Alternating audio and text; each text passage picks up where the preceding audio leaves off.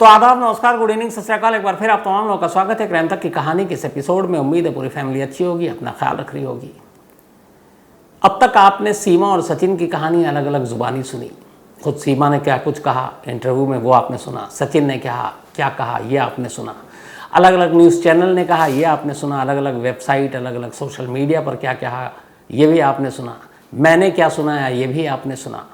तो सारी कहानियाँ आपने सुन ली, हर एक अपने अपने हिसाब से इस कहानी को आपके सामने रखता चला आया। अब जाहिर है कि मामला कानून का है, जांच हो रही है।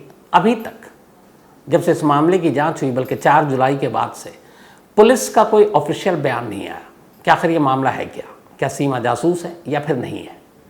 पहली बार यूपी पुलिस ने सीमा के इस केस पर 1.5 पन्ने का अपना एक प्रेस नोट जारी किया है, जिसमें पूरी कहानी है। और उस प्रेस नोट में बहुत कुछ है जिससे आप अंदाज़ा लगाएंगे कि यूपी पुलिस की ये जांच क्या कहती है सीमा के बारे में। तो सबसे पहले मैं ये पूरी जो यूपी पुलिस की प्रेस नोट है वो आपको पढ़ के सुनाता हूँ। कुछ इसमें हिंदी के बहुत कठिन शब्द हैं तो मैं उसको अपने हिसाब से बदल दूंगा, लेकिन जो सारे फैक्ट्स हैं वो आपके सामने वैसे ही रखता हूँ। और इसके बाद एक और इंटरेस्टिंग चीज़ हो गई है, वो ये कि हम सब सीमा पूरे हिंदुस्तान में मीडिया में छाई हुई है। इस वक्त सीमा एक सेलिब्रिटी है। पाकिस्तान की सोशल मीडिया पे पिछले कुछ दिनों से एक अजीब खबर चल रही है। वहाँ के जितने भी चैनल हैं अब वो एक दूसरी बात उठा रहे हैं। उनका ये कहना है कि सीमा जो है वो पाकिस्तानी है ही नहीं। उनका कहना है कि सीमा है इंडियन है, भारतीय है, और न सिर्फ इंडियन है बल्कि वो इंडियन स्पाई है। वो पाकिस्तान में आई थी जासूसी करने इंडिया की तरफ से, काम हो गया, अब वो लौट गई और इसीलिए वो इंडियन स्पाई है। अब मतलब पाकिस्तान में इस तरह की बातें चल रही हैं। गुलाम हैदर का बाकायदा इंटरव्यू हुआ, क्योंकि गुलाम हैदर अब ये सारी चीज़ों के बाद सऊदी से लौट चुका है पाकिस्तान, तो वहाँ के अलग अलग चैनल ने इंटरव्यू किया और उस इंटरव्यू में बड़ी इंटरेस्टिंग सारी चीज़ें बताई हैं, तो वो भी आपको बताऊँगा। लेकिन पहले यूपी पुलिस की ज़ुबानी सीमा की असली कहानी कि सीमा है क्या। यूपी पुलिस के प्रेस नोट जो लिखता है वो ये है कि 4 जुलाई को ये गौतम बुद्ध नगर का एक थाना, उसमें एक पाकिस्तानी महिला जिसका नाम गुलाम हैदर कैटर, wife of Ghulam Haider, daughter of Ghulam Raza, जो रेजिडेंट एड्रेस है मोहम्मदपुर रंतोदेरो कर्मकांडी, पोस्ट थाना बेखमाबाद, सिंध स्टेट, पाकिस्तान, अपने 4 बच्चों के साथ इलीगल तरीके से भारत में दाखिल होती है। इसके बाद इसी हिसाब से थाने में अलग अलग धाराओं के तहत इसका मामला दर्ज किया जाता है। गौतम बुद्ध नगर साल 2020 में अब जो शुरुआती पुलिस मामले की जांच करती है उसमें अब ये लिखा है कि शुरुआत में जो लोकल पुलिस है, जब उसकी नज़र में ये मामला आया उसने मामला दर्ज किया। सीमा, गुलाम हैदर और सचिन मीणा, नेत्रपाल, फिर इन लोगों से पूछताछ की, इनको हिरासत में लिया। हिरासत में लेकर जब पूछताछ हुई और जांच हुई तो यूपी पुलिस कहती है कि जानकारी आई कि गौतम बुद्ध नगर साल 2020 में पबजी ऑनलाइन गेम के माध्यम से ये दोनों कांटेक्ट में आए थे, संपर्क में आए थे, या 2020 में पबजी ऑनलाइन गेम के ज़रिए सीमा और सचिन संपर्क में आए। दोनों के बीच पबजी गेम के माध्यम से नज़दीकियाँ बढ़ी और दोनों एक दूसरे का नंबर आपस में शेयर करके व्हाट्सएप पर बात करने लगे। 10 मार्च 2023 को सीमा हैदर फिर नेपाल आई। सचिन मीणा भी इसी तारीख को यानी 10 मार्च को भारत से नेपाल पहुंच गया। सीमा, गुलाम सेंटर व सचिन मीणा 10 मार्च 2023 से 17 मार्च 2023 तक नेपाल काठमांडू में साथ रहे। 17 मार्च 2023 को सीमा हैदर वापस पाकिस्तान चली गई। फिर दोबारा 11 मई को अपने 4 बच्चों को लेकर पाकिस्तान से काठमांडू नेपाल होते हुए अवैध रूप से 13 मई को भारत आ गई और सचिन मीणा के साथ रबूपुरा में किराए के एक घर में रहने लगी। सूचना मिलने पर इस संबंध में थाना खोपुरा पर एक केस दर्ज किया गया और 3 लोगों सचिन, मीणा और सचिन के पिता नेत्रपाल को गिरफ्तार कर जेल भेजा गया। फिलहाल ये सभी जमानत पर बाहर हैं। अब इस पूरे मामले की जांच बाद में एटीएस उत्तर प्रदेश को सौंपी गई और एटीएस की अभी तक की जांच में जो चीज़ें सामने आई हैं वो ये है। अब यहाँ से बड़ी इंपॉर्टेंट चीज़ है, ये पूरी कहानी है यूपी पुलिस की तरफ से जो आई है। सचिन मीना और पाकिस्तानी महिला सीमा गुलाम हैदर ऑनलाइन गेम पबजी के जरिए साल 2020 में एक दूसरे के संपर्क में आए। ये एटीएस की जांच रिपोर्ट है। लगभग 15 दिन वीडियो गेम खेलने के बाद इन दोनों ने आपस में एक दूसरे को अपने व्हाट्सएप नंबर शेयर किए और व्हाट्सएप ऐप पर एक दूसरे से अब बात करने लगे। सीमा हैदर का पति गुलाम हैदर साल 2019 से काम करने के लिए सऊदी अरब चला गया, जो सीमा को घर पर खर्चे के लिए 70 से 80 हज़ार रुपये हर महीने पाकिस्तानी रुपए में सऊदी से भेजता था, जिसमें से मकान किराया, बच्चों की स्कूल फीस वगैरह घर के खाने के खर्चे के बाद सीमा 20 से 25 हज़ार रुपये हर महीने बचत कर लिया करती थी। उसने अपने गांव में 1 लाख रुपए की 20 महीने की 2 कमेटी भी डाल रखी थी। साल 2021 में दोनों कमेटी खुलने के बाद करीब 2 लाख रुपए सीमा के पास इकट्ठे हो गए। इसके पास 4-5 लाख रुपए सालाना बच जाता था। वो अपनी बचत का सारा पैसा मकान मालिक की बेटी के पास रखती थी। 1 लाख रुपए हैदर के पिताजी ने भी भेजे थे और 5-6 लाख रुपए इसकी बचत के थे। इसके अलावा एक बार हैदर ने 2,50,000 रुपए सऊदी से एक साथ भेजे थे। कुछ पैसे और कुछ रिश्तेदारों की मदद से 12 लाख रुपए का 39 गज का मकान सीमा ने अपने नाम पर खरीद लिया। मकान खरीदने के लगभग 3 महीने बाद जनवरी 2022 में उसने यह मकान 12 लाख रुपए में बेच दिया, क्योंकि इसे सचिन मीना के पास भारत जाना था। पहली बार सीमा 15 दिन के टूरिस्ट वीज़ा पर 10 मार्च 2023 को पाकिस्तान कराची एयरपोर्ट से शारजा एयरपोर्ट और फिर वहां से काठमांडू एयरपोर्ट नेपाल पहुंची। फिर 17 मार्च 2023 को इसी रूट से नेपाल से वापस चलकर 18 मार्च 2023 को पाकिस्तान कराची एयरपोर्ट पहुंची। सचिन मीना 8 मार्च 2023 को गौतम बुद्ध नगर से गोरखपुर पहुंचा। फिर 9 मार्च 2023 को गोरखपुर से सोनाली बॉर्डर और सोनाली बॉर्डर से काठमांडू नेपाल के लिए निकला। 10 मार्च 2023 को वो काठमांडू नेपाल पहुंचकर न्यू विनायक होटल, न्यू बस्ता पार्क काठमांडू में एक कमरा किराए पर लेकर रुक गया। सचिन 10 मार्च 2023 की शाम में एयरपोर्ट काठमांडू नेपाल से सीमा हैदर को रिसीव करने न्यू विनायक होटल काठमांडू ले आया। मतलब एयरपोर्ट गया फिर होटल ले आया, और ये दोनों 10 मार्च 2023 से 17 मार्च 2023 तक न्यू विनायक होटल काठमांडू में एक साथ रहे। दूसरी बार सीमा 10 मई 2023 को 15 दिन के टूरिस्ट वीज़ा पर पाकिस्तान से अपने 4 बच्चों फरहान उर्फ राज उम्र 7 साल 6 महीना, बेटी फरवा उम्र 6 साल 6 महीना, फरीहा उम्र 5 साल, मुन्नी उम्र 3 साल को साथ लेकर कराची एयरपोर्ट से दुबई एयरपोर्ट पहुंची और फिर 11 मई को सुबह दुबई एयरपोर्ट से चलकर काठमांडू एयरपोर्ट नेपाल आई और पब्लिक ट्रांसपोर्ट 1 में बैठकर शाम के समय पोखरा नेपाल पहुंची। वो पोखरा नेपाल में एक होटल में रुकी रात को। उस होटल का नाम उसे याद नहीं है। सीमा हैदर 12 मई 2023 की सुबह पोखरा नेपाल से बस पकड़कर रूपनडेही खुनवा बॉर्डर जनपद सिद्धार्थ नगर से भारत में दाखिल हुई। लखनऊ आगरा होते हुए 13 मई 2023 को खुपुराकट गौतम बुद्ध नगर पर बस से उतरी। सचिन मीना पहले से ही खुपुरा में एक किराए का कमरा ले रखा था। इस किराए के कमरे में सचिन मीना और सीमा हैदर इसके बाद साथ रहने लगे।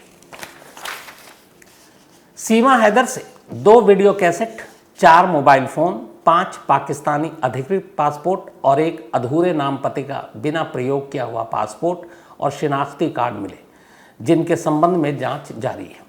सीमा हैदर अपने 4 बच्चों के साथ भारत में अनाधिकृत यानी अवैध रूप से प्रवेश करने के संबंध में अब जिला पुलिस द्वारा ज़रूरी वैधानिक कार्रवाई की जा रही है। ये आखिरी 2 लाइन याद रखिएगा। तो ये पूरी यूपी पुलिस की प्रेस रिलीज है, लगभग पौने 2 पन्ने की।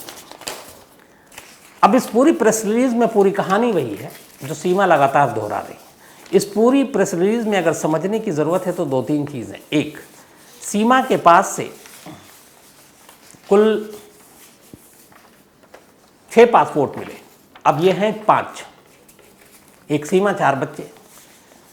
तो तो ये इसमें लिखा हुआ कि सीमा के पास से एक और पासपोर्ट मिला जो आधा अधूरा है और जिसको यूज़ नहीं किया गया। जब इसके बारे में पूछा गया तो सीमा ने यूपी पुलिस एटीएस को बताया कि जब उसकी शादी नहीं हुई थी तब उसके पास एक पासपोर्ट था जिसमें उसका नाम सिर्फ सीमा था, और जब गुलाम हैदर से उसकी शादी हो गई तब चूँकि अब उसको अपने शौहर का नाम सरनेम के तौर पर इस्तेमाल करना था, इसीलिए उसने दूसरा पासपोर्ट बनवाया जिसमें उसका नाम सीमा हैदर जोड़ा गया। ऐसा अक्सर होता है, सरनेम चेंज करने के लिए बदला जाता है, और पासपोर्ट अगर उसमें आपके वीज़ा या और कोई भी कुछ चीज़ें हैं तो पासपोर्ट कैंसिल लिख कर आपको सौंप दिया जाता है। तो उसका ये कहना था कि ये दूसरा पासपोर्ट मेरा लीगल है, और चूँकि दोबारा मैंने फिर पासपोर्ट बनाया शादी के बाद तो वो सीमा हैदर था, वो यूज़ कर रही थी, फिर सीमा नहीं कर रही थी। ये उसकी सफाई थी। तो बात हो रही है यहाँ सीमा के जासूस होने की, यूपी पुलिस की अपनी जांच रिपोर्ट। लेकिन इसी बीच याद आया कि एक ऐसी लड़की जिसने खुद अपने हाथों से अपने पति की जान ले ली सिर्फ इसलिए ताकि वो अपनी देशभक्ति और जिनके लिए वो सब कुछ समर्पित थी उसको सही साबित किया जा सके। तो ऐसी दीवानगी देशभक्ति के लिए कहानी है कुकू एफएम के एडबुक पर। नीरा आर्या, कुकू एफएम एडबुक पर आप जाकर नीरा आर्या की पूरी स्टोरी सुन सकते हैं। वो गुमनाम सिपाही नीरा आर्या जिसने सुभाष चंद्र बोस की जान बचाने के लिए अपने हाथों से अपने पति को मार डाला था। तो नीरा आर्या की ये कहानी कुकू एफएम के ऑडियो बुक पर आप सुने और ज़रूर सुने। कुकू एफएम देश का बेस्ट ऑडियो शो प्लेटफॉर्म है जिसके 15 लाख से ज़्यादा एक्टिव हिंदी पेड सब्सक्राइबर हैं, और यहाँ हर महीने 4200 घंटे के कंटेंट्स के साथ ये लगातार बढ़ रहा है। कुकू एफएम ऐप पर 10,000 से ज़्यादा ऑडियो बुक हैं जिसे आप कहीं भी कभी भी सुन सकते हैं, हिंदी में सुन सकते हैं। इसमें biography, business, crime, entertainment, politics तमाम बुक हैं। क्राइम तक फैमिली के लिए इस वक्त एक खास ऑफर है। कुकू एफएम ऐप के पहले महीने के सब्सक्रिप्शन पर पूरी क्राइम तक फैमिली के लिए 50% डिस्काउंट है। यानी पहले महीने के लिए सिर्फ 49 रुपये में आपको 10,000 ऑडियो बुक का ऐसा खजाना मिलेगा जिसे आप जहाँ चाहें सुन सकते हैं और अपना ज्ञान बढ़ा सकते हैं। इस वक्त आप अपनी स्क्रीन पर एक QR कोड देख रहे हैं, इसे स्कैन करके direct Kuku FM app download कर सकते हैं। और इसके अलावा क्राइम तक फैमिली के लिए नीचे दिए गए डिस्क्रिप्शन बॉक्स में लिंक को क्लिक करें और कूपन कोड CRIME50 लगाएं, जिससे पूरी फैमिली को 50% डिस्काउंट के साथ 99 रुपये का सब्सक्रिप्शन सिर्फ 49 रुपये में मिलेगा। तो सीमा ने अब तक बयान में जो भी काठमांडू, कराची सारी बातें बताई, अब यूपी पुलिस ने एटीएस की जांच जो 2 दिन पूछताछ हुई उसके बाद ये कल प्रेस रिलीज रात को यूपी पुलिस ने जारी की। इस पूरी प्रेस रिलीज में कहीं भी ये लाइन नहीं लिखा यूपी पुलिस ने कि हम सीमा के जासूस होने के बारे में अब छानबीन या जांच कर रहे हैं। आखिरी लाइन ये है इस रिलीज में, वो ये है कि सीमा द्वारा अपने 4 बच्चों के साथ भारत में अनाधिकृत प्रवेश यानी गैर कानूनी तरीके से दाखिल होने के लिए ज़िला पुलिस द्वारा आवश्यक वैधानिक कार्रवाई की जा रही है, यानी ज़रूरी कानूनी कार्रवाई की जा रही है। इसका मतलब ये हुआ कि वो 4 बच्चों के साथ भारत में दाखिल हुई और गैर कानूनी तरीके से दाखिल हुई, इसीलिए ये कार्रवाई की जा रही है। इस कार्रवाई का मतलब ये हुआ कि बहुत मुमकिन है कि उसको डिपोर्ट कर दिया जाए, यानी पाकिस्तान भेज दिया जाए। तो ये यूपी पुलिस की जो प्रेस रिलीज़ है ये एक तरह से उन तमाम चीज़ों पे रोक लगाती है जिसमें सीमा को लेकर तमाम तरह की अलग अलग सोशल मीडिया, न्यूज़ चैनल पर बातें हो रही हैं। इसमें कुल मिलाकर यही है कहानी कि मामला आशिकी का है और वो 4 बच्चों के साथ आई, उसके पास से कोई ऐसी चीज़ नहीं मिली, उसके जो भी चीज़ें खंगाली गई उसके हिसाब से उसके सारे बयान सच हैं। अब चूँकि वो इलीगल तरीके से आई है इसलिए उसको वापस पाकिस्तान भेजने के लिए ज़रूरी कानूनी कार्रवाई की जा रही है, उसके बारे में राय ली जा रही है।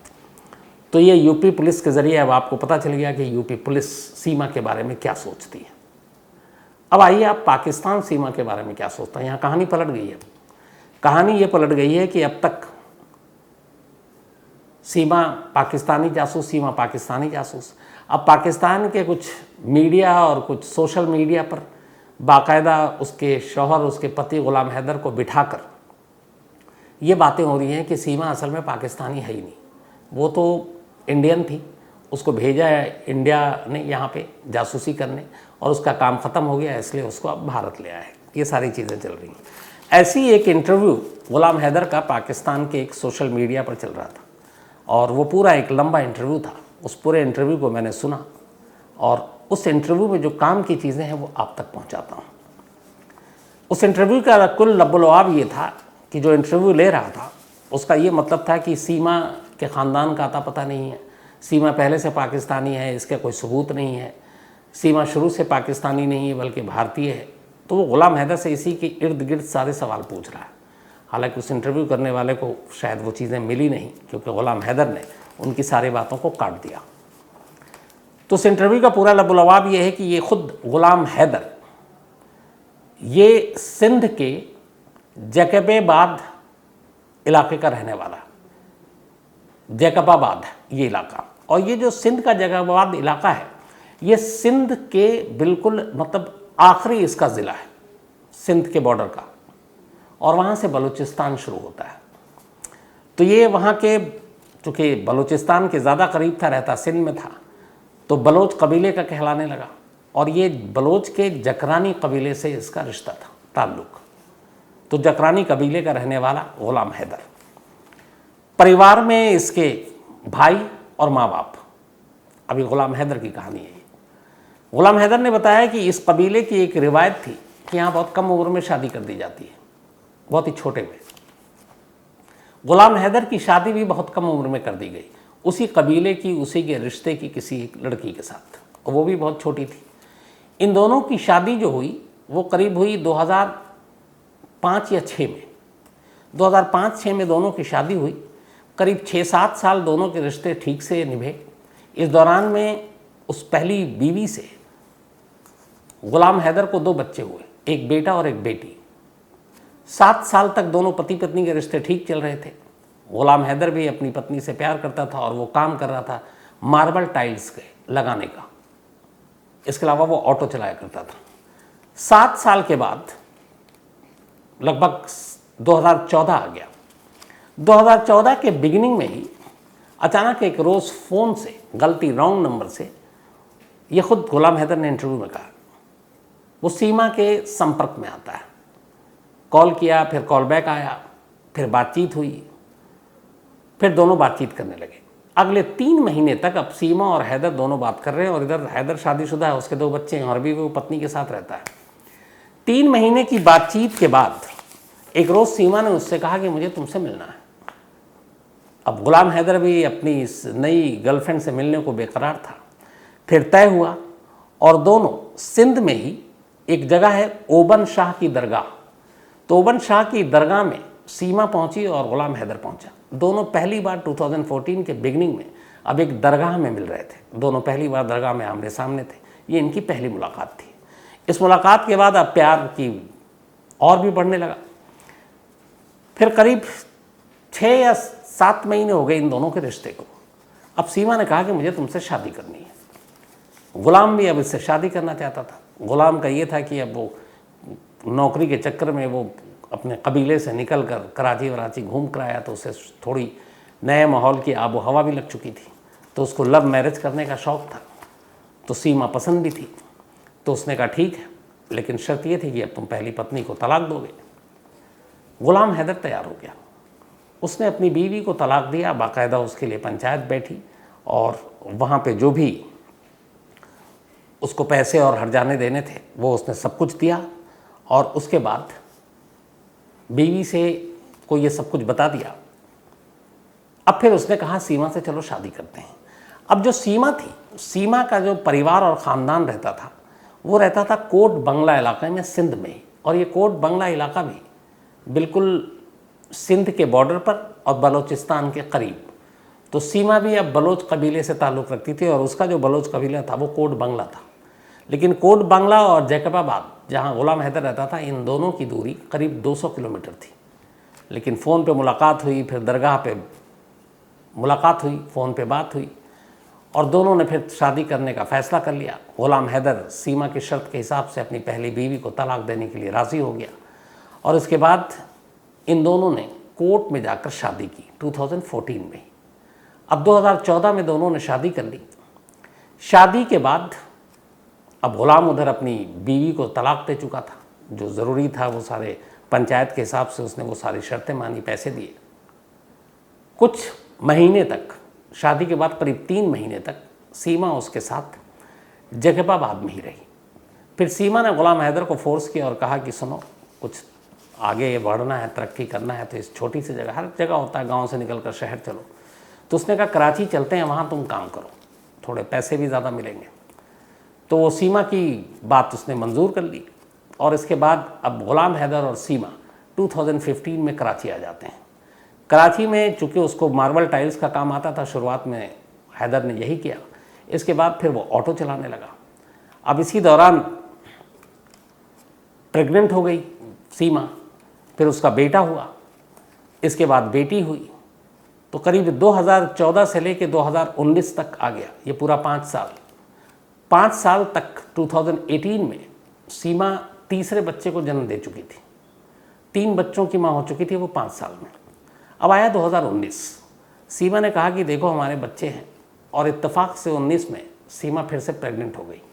अब वो चौथे बच्चे को जन्म देने वाली थी, तो उसने गुलाम हैदर से कहा कि अब हमारे बच्चे हैं, इनकी पढ़ाई लिखाई तालीम है, तो उसके लिए थोड़ा पैसे की भी ज़्यादा ज़रूरत है, तो कराची में भी तुम सब कुछ ये काम जानते हो, तो क्यों ना सऊदी अरब चले जाओ। बहुत सारे पाकिस्तानी गल्फ़ जाते हैं ज़्यादा बेहतर पैसे कमाने के लिए। तो उसने कहा कि मैंने कुछ पैसे जोड़े हैं, घर के खर्च में वो है, टिकट के और बाकी चीज़ें तुम देखो एजेंट के ज़रिए। तो जिस काम के लिए गुलाम हैदर को सऊदी जाना था वो काम बहुत मुश्किल नहीं था, मेहनत मजदूरी छोटा मोटा काम, वहाँ ज़रूरत पड़ती है सऊदी अरब में। तो फिर गुलाम हैदर को सऊदी में एक जगह नौकरी मिल गई, वीज़ा मिल गया। इसने अपने जो पैसे बचाए थे वो गुलाम हैदर को दिए टिकट विकेट के। और 2019 में जब सीमा प्रेग्नेंट थी तब गुलाम हैदर सऊदी पहुंच गया। सऊदी जाने के बाद अब उसके पीछे में ही सीमा हैदर ने चौथे बच्चे को जन्म दिया जो उसकी बेटी थी। अब इसके बाद से सीमा इन बच्चों के साथ रहने लगी। 19 गुलाम हैदर को गए हुए साल भर नहीं हुए थे, 2020 आ गया, 20 में कोरोना आ गया। कोरोना में अब एयर ट्रैफिक ये सब कुछ बंद, प्लेन व्लेन सब बंद, तो वहीं फंस गया। सीमा ने कहा कोई बात नहीं, तुम वहीं रहो, और उसके बाद वो वहीं रहा।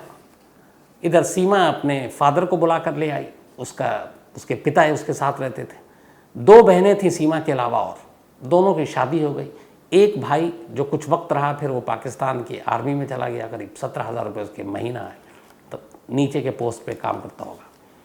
9 महीने पहले यानी कि 2022 के अक्टूबर नवंबर में सीमा के फादर की डेथ हो गई। अब सीमा अकेली थी और अपने उसके 4 बच्चे थे। 19 के बाद हैदर अभी तक पाकिस्तान नहीं लौटा, 2023 आ गया, उसे भी लगा पैसे कमाने हैं। उसके 2 बच्चे जो बड़े थे वो दोनों KG1 और KG2 में वहीं कराची के ही एक पब्लिक स्कूल में पढ़ रहे थे। तो सीमा इनके साथ रह रही थी, लेकिन इत्तेफाक से उसके जाने के बाद और कोरोना काल आने के बाद 2020 के सेकंड हाफ में, मतलब जून के बाद 2020 में, सीमा ऑनलाइन PUBG की उसको लत लगी, PUBG खेलने लगी, और उसी PUBG ने फिर सचिन दिया उसे, और फिर दोनों गेम खेलते खेलते कोई और गेम खेलने लगे, और उसके बाद जो सिलसिला है उसके आगे की कहानी आपको पूरी तरह से पता है। तो इस इंटरव्यू में बार बार उस पाकिस्तानी रिपोर्टर या जो भी कहें यूट्यूबर या फिर सोशल मीडिया का, वो बार बार यही जानना चाह रहा था कि क्या सीमा के ख़ानदान का कोई आता पता है, क्योंकि वो इंडियन है, वो इंडियन जासूस है, वो यही मतलब लाइन बोल रहा था। लेकिन गुलाम हैदर ने कहा कि नहीं, उसके मामू, उसके फूफा, उसके चाचा, ये सारे लोगों को जानता हूँ, उसके फैमिली के लोग आते थे हमारे घर पर, और उनका पूरा ख़ानदान जो है फ़लाने गांव में रहता है, इस जगह पर जहाँ की वो थी आपके बलोच कबीले में, कोट बंगला। तो ऐसा नहीं है कि उसके ख़ानदान या उसके पुराने ख़ानदान का कोई सिर पैर नहीं है, सब कुछ है, यहीं रही, यहीं पली बढ़ी। तो फिर उसने उसकी इस बात को काट दिया कि वो भारतीय है या इंडियन स्पाई है। उसने कहा नहीं, मैं जितना जानता हूँ तो सारे ख़ानदान की यहीं। हाँ, लास्ट में उसने ये भी कहा कि मैं अब भी अगर सीमा लौट आती है तो मैं उसको अपनाने को तैयार बैठा हूँ, क्योंकि मैं उससे अब भी प्यार करता हूँ। तो ये पाकिस्तान की नई थ्योरी अब वहाँ से आ रही है। एक तरफ ये चल रहा है सीमा पाकिस्तानी जासूस, अब दूसरी तरफ से हो रहा है कि नहीं, वो तो इंडियन है, इंडियन जासूस है। और इधर यूपी पुलिस की जो तफ्तीश है ATS की, वो आपके सामने मैंने रख दी कि वो है क्या। तो कुल मिलाकर अगर यही प्रेस नोट है और यही फाइनल रिपोर्ट है ATS की, तो फिर मान कर चलिए कि अब इस पर मशवरा लिया जाएगा सेंट्रल गवर्नमेंट से, होम मिनिस्ट्री से, और फिर आखिरी चीज़, आखिरी फाइनल ये तय होगा कि इसका क्या होना है। इधर काठमांडू और पोखरा से 2 खबर और आई है। काठमांडू के जिस होटल में रही सीमा, वहाँ उसने अपना नाम गलत बताया। सचिन ने भी पूरा नाम नहीं बताया। तो इसकी एक वजह ये भी मानी जा रही है कि आमतौर पर ऐसे कपल जब किसी होटल में जाते हैं तो फेक नाम या गलत नाम से ठहरते हैं। जब पोखरा से सीमा बस से चली भारत आने के लिए अपने 4 बच्चों के साथ, तब भी उसने अपना नाम सीमा नहीं बताया था। उसने अपना नाम कुछ और बताया, एक हिंदू नाम बताया, ताकि किसी को शक ना हो कि वो इंडियन नहीं है। तो ये भी सामने आई है सच्चाई। तो अब कुल मिलाकर यह है कि इस पुलिस की आखिरी रिपोर्ट के बाद अब सेंट्रल गवर्नमेंट के हाथ में है सीमा का भविष्य, कि उसका क्या होगा, डिपोर्ट किया जाएगा या क्या किया जाएगा। लेकिन इस रिपोर्ट के हिसाब से, यूपी पुलिस के इनिशियल इस बयान के हिसाब से, इस प्रेस रिलीज़ के हिसाब से, सीमा को फ़िलहाल अरेस्ट नहीं किया जाएगा। और अरेस्ट इसलिए नहीं किया जाएगा क्योंकि जासूसी वाला अगर डाउट क्लियर हो जाता तो हो सकता है वो अब तक तो गिरफ्तार हो चुकी होती। लेकिन सिर्फ़ और सिर्फ इलीगल तरीके से भारत में दाखिल होने का मामला है और इसी की अब कानूनी कार्रवाई करने की यूपी पुलिस बात कर रही है। तो इसका मतलब है कि यूपी पुलिस ने जासूस वाले थ्योरी को किनारे कर दिया है और अब सिर्फ अवैध तरीके से भारत में आने का मामला उसके खिलाफ है और उसमें आगे क्या करना है यूपी पुलिस तय करेगी। तो ये थी, इसलिए ये ज़रूरी था कि अब तक आप ऐसी खबरें होती हैं तो 1000 तरह की बातें होती हैं और आती हैं सामने, लेकिन हमेशा फैक्ट्स के साथ बात होनी चाहिए। और ये तो पहली बार है जब ऑफिशियल स्टेटमेंट है यूपी पुलिस का। तो बहुत सारे सवालों के आपके जवाब मिल गए होंगे। अब वही अपना सिलसिला कहानी ख़त्म करूँ उससे पहले, स्नेहिल वर्मा, इनका आज जन्मदिन है, तो हैप्पी बर्थडे स्नेहिल जी। और ये निधि प्रसाद जी के हस्बैंड हैं, पति हैं। इसके अलावा अभिनव काडू, इनका भी आज जन्मदिन है, हैप्पी बर्थडे अभिनव साहब, और ये नागपुर से हैं। कंचन मकवाना, इनका भी आज जन्मदिन है, तो हैप्पी बर्थडे कंचन जी। और ये रवि कुमार की पत्नी हैं और इनके बच्चे जानवी और कृणाल, सभी ने विश किया है। साथ ही गुलाब सिंह बरार, इनका भी आज जन्मदिन है, तो हैप्पी बर्थडे गुलाब जी, और ये श्री गंगानगर से हैं। इसके अलावा अंजलि, इनका भी जन्मदिन है, हैप्पी बर्थडे अंजलि, ये जयंत ने भेजा है। आरोही कुमारी यादव, इनका भी बर्थडे है, तो हैप्पी बर्थडे आरोही जी, और ये पवन कुमार और उमेश भुइयाँ जी ने भेजा है। साथ ही कैलाश सियोल, इनका भी जन्मदिन है, हैप्पी बर्थडे कैलाश, और प्रकाश जी ने भेजा है। पूनम, इनका भी आज बर्थडे है, तो हैप्पी बर्थडे पूनम जी, और ये अमित मुदगल जी की वाइफ हैं। साथ ही आराध्या, इनका भी जन्मदिन है, तो हैप्पी बर्थडे आराध्या, और ये दीपांशु बरार ने भेजा है। कल की जो कहानी सुनाई थी आपको कि सीमा जासूस है और सीमा जासूस नहीं है, अपनी राय दीजिए। बहुत सारे लोगों ने दिए हैं राय और सभी की राय वही है, कुछ का कहना है, कुछ का कहना नहीं है, कुछ का है। सब ने अपने अपने तर्क भी दिए हैं, कुछ ने फैक्ट्स भी भेजे हैं। कुछ इंटरेस्टिंग है जो पॉइंट्स, वो मैं आपके सामने रखना चाहता हूँ, क्योंकि अगर वो रखूँगा सामने तो वो सैकड़ों हज़ारों में हो जाएगा। कुछ लोगों ने कहा कि बड़ा आसान तरीका है, सीमा के चारों बच्चों सीमा के हैं नहीं, हैं कि नहीं, इसका डीएनए करा दिया जाए। ये आइडिया बिल्कुल सही है, ज़रूरत पड़ती तो ज़रूर होता, लेकिन इस वक्त जिस तरीके के केस जहाँ पर है वहाँ सवाल बच्चों का ही नहीं, वहाँ तो सवाल बच्चों की माँ का है। तो पहले तो माँ की असलियत सामने आए, बच्चे बाद में। इसी पे दूसरे का आइडिया है कुछ लोगों का कि असल में सीमा जो आई है वो जासूस नहीं है, बल्कि जो सीमा अपने साथ 4 बच्चे लाई है उन्हें आगे चलकर जासूस बनाने के लिए वो यहाँ आई है, ताकि वो यहाँ जासूसी कर सकें। तो ये एक नया एंगल आया है। साथ ही बहुत सारे लोगों का कहना है कि वो जासूस नहीं है, लेकिन जिस तरीके से सचिन की मोहब्बत में दौड़ी चली आई, इस पर यकीन नहीं होता है। मतलब उनके उसके जासूसी पे डाउट नहीं हो रहा है, पर इश्क पे डाउट हो रहा है कि ऐसा इश्क कहाँ होता है, अंधा कि आपने सब कुछ छोड़ दिया, इतने पैसे खर्च किए और चले आए, और यहाँ आकर आप मतलब रह रहे हैं। तो आज के दौर में ऐसा सच्चा और अंधा इश्क मुमकिन नहीं है। तो लोगों को उसके जासूस होने से ज़्यादा उसके इश्क के नीयत पर डाउट हो रहा है। एक सबसे इंटरेस्टिंग हमारे क्राइम तक फैमिली मेम्बर ने भेजा है, आज के माहौल के हिसाब से इनका बड़ा सटीक भी है। उन्होंने कहा क्यों मीडिया वाले या फिर पुलिस सारी चीज़ें परेशान हो रहे हैं कि सीमा क्या है, सच्चाई क्या है। बड़ा आसान है, बाबा बागेश्वर धाम यानी धीरेन्द्र शास्त्री जी के पास पहुंच जाइए, पर्ची खुलेगा और वो बता देंगे कि सीमा है क्या। तो ये भी एक आसान तरीका है। हालांकि मैं ये बताऊं कि जब ये सीमा का मामला चल रहा था तब बागेश्वर धाम जी का ग्रेटर नोएडा में ही उनकी कथा भी चल रही थी, 4 दिन चली थी। और ये भी खबर है कि सीमा और सचिन ने वहाँ जाने की इजाज़त मांगी थी यूपी पुलिस से, लेकिन चूँकि ज़मानत की शर्त के हिसाब से वो घर से बाहर नहीं निकल सकती थी, पुलिस ने इजाज़त नहीं दी। वरना बहुत मुमकिन है कि वो उसी जगह पे जहाँ पे बागेश्वर धाम थे, शायद दोनों न सिर्फ मिलते बल्कि घोषित तौर पर वहीं दोनों शादी भी कर लेते, लेकिन ऐसा मौका मिला नहीं। कृष्णलाल हनुमानगढ़ से, thank you so much Krishnalal ji आपके इस खूबसूरत मेल के लिए, आप हमेशा अच्छे रहें। इसके अलावा Pradeep Chauhan, thank you so much. Hargun Oberoi और आपकी मम्मी दोनों का दिल से शुक्रिया, thank you so much Hargun, और मम्मी को मेरा प्रणाम भी कहिएगा एंड थैंक यू इस कहानी सुनने के लिए इस तरीके से। Ravi Deshmukh, thank you so much आपका भी। अरुण हिंदू बुलंदशहर से हैं, thank you so much Arun भाई, और आप हमेशा अच्छे रहें। साथी सुहेल, ये बिहार से हैं, थैंक यू सो मच, बल्कि साहिल ये बिहार से हैं, थैंक यू सो मच। सूरज भान सिंह की कहानी सुनना चाहते हैं साहिल, लेकिन वो कहानी मैं सुना चुका हूँ। इसके अलावा छाया, इन्होंने भी कहानी की फरमाइश की।